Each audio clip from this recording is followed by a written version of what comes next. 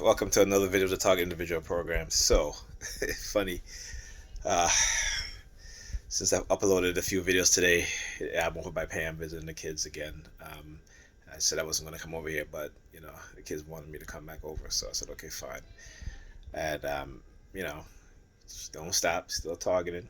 You know, I was in the living room on the couch. She comes in and she gives Ethan a box of Kit Kat, and she's like, "Happy Valentine's Day," and she's there playing with his hair, and I see her looking at me in the corner of her eyes, you know, and and, you, um, and so she I'm doing a video because she heard them honking, so she comes into the kitchen, you know.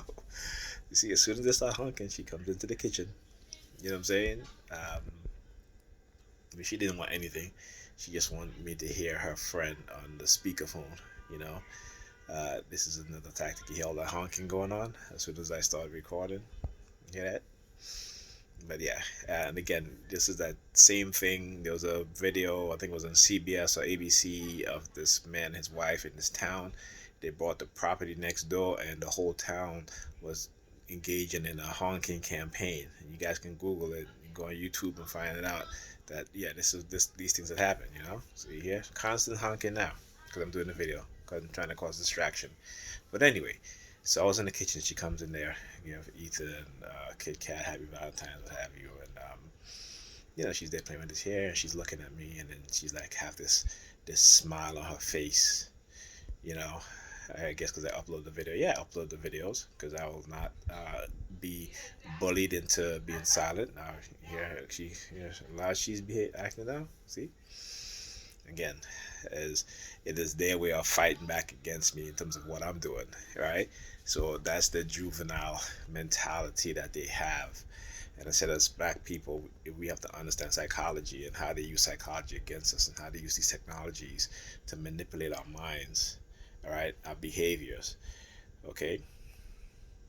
Because that's the thing when it comes to white supremacy and white supremacists and this white supremacist society, is to have you thinking that you're free, but you're really not. I was listening to the great Dr. Umar Johnson. I know a lot of black people don't like him, but the brother speaks the truth. And he talks about the black bourgeoisie and how they behave as if they have no responsibility to the black community. When every other group of people, they're wealthy, the wealthy people in their group or in their society, that they make sure to take care of their people by providing jobs, education, you know, uh, creating various fields of technology, economics, all these other things. But the black bourgeoisies have turned their back against the rest of us in terms of not doing those things. Not because for them it's like, well, I made it, and it's my money. It's a selfish way of thinking again, right? And they have not done anything. Now, why is she so loud? Right? Why is she? You see? Anyway, just to give you an example, why is she so loud? And also, plus, I've been listening to the um, Shahrazad Ali also talking about, in her videos, maybe people can watch it online, where she talks about the state of the black man and black woman and the black family. And she's absolutely right. And a lot of these black women uh, who so-called highly educated, they let that go to their head, thinking that because they have a PhD or they're highly educated in some form of fashion, at a master's, what have you, that makes them better, right? Based off of that degree, right? That's all. Based off of that degree. And they place all their value and their worth on that degree, right? And therefore, they don't have the ability to engage in a relationship as it should be with a black man, and how they go for other groups of men, because those men are more tolerable at some point to their bullshit, right? And black men too who date white women and marry white women is because, again, they don't want to do the work within themselves, right? And they don't see like a black woman benefiting from being with them. they don't want that. They want a white woman to be the beneficial, just as how we have black women who are dating aside of their ethnicity because they don't want to submit to a black man. Not to say submit in terms of like a master slave type of thing, but no, but in terms of being vulnerable, being open, being honest, right? They are not capable of doing that, right? And so we have a lot of work to do as black men and black women, but we have to understand the psychology and what they have done to our minds to keep us and put us in this position and to keep us in this position and to further tear us apart. And money is the biggest aspect. Okay, economics is the biggest. Economics and finance is the biggest. And as long as they can keep the majority of black men in financially depressed, financially suppressed, right? They will use black women to trample on black men, right? Because the way you destroy a nation of men is through their women and using economics and psychology, education. Okay, it's the three biggest contributors, right, to that uh, destruction.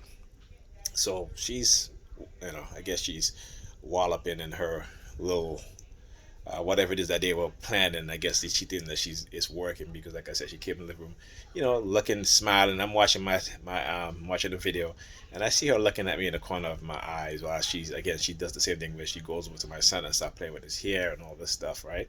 And she's looking at me and she's smiling like it's funny, right? So, like I said, because when I came in today, the kids were up. I woke the kids up because it was at minister too, and I woke them up. And I said to her, "Are you gonna make the kids breakfast?" She's like, "No," but she made herself breakfast. Okay, she said, "I'm hungry." Okay, so your children are not hungry too. You know what I'm saying?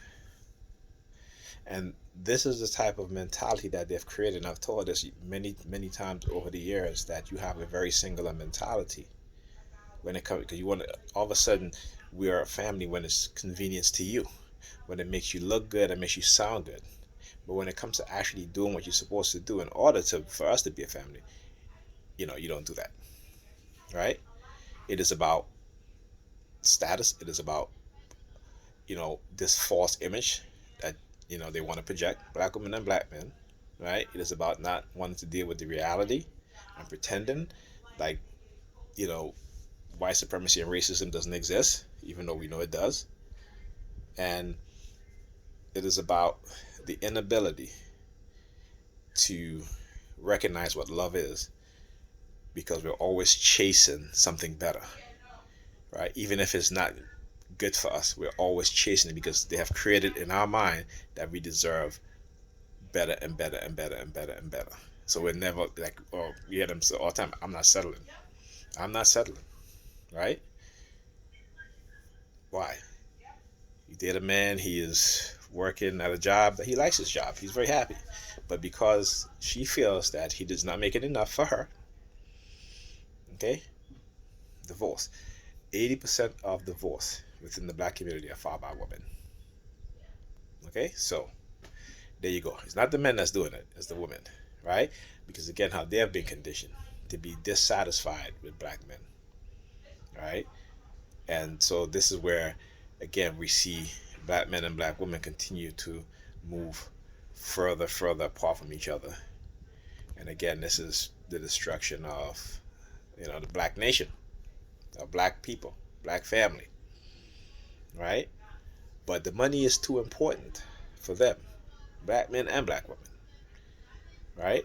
That they're being conditioned and manipulated into being single, right? For the sake of chasing money.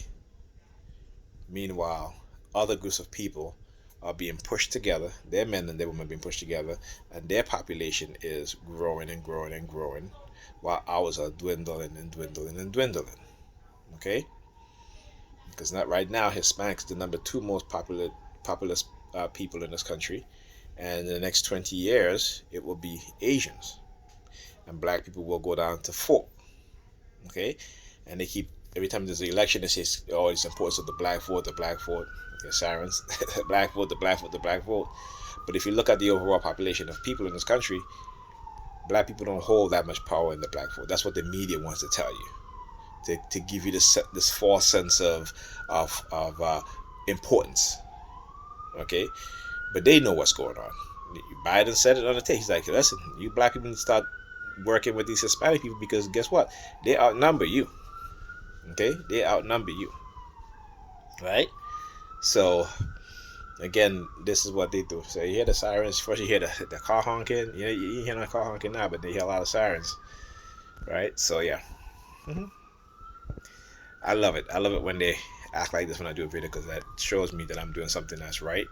I'm doing something that's positive. I'm exposing what's being done, and you know, I relish in that thought of being able to expose these criminals and their acts and actions against not just me but others, and to bring awareness to black people. Hopefully they'll open their eyes and they'll listen, okay, before it's too late.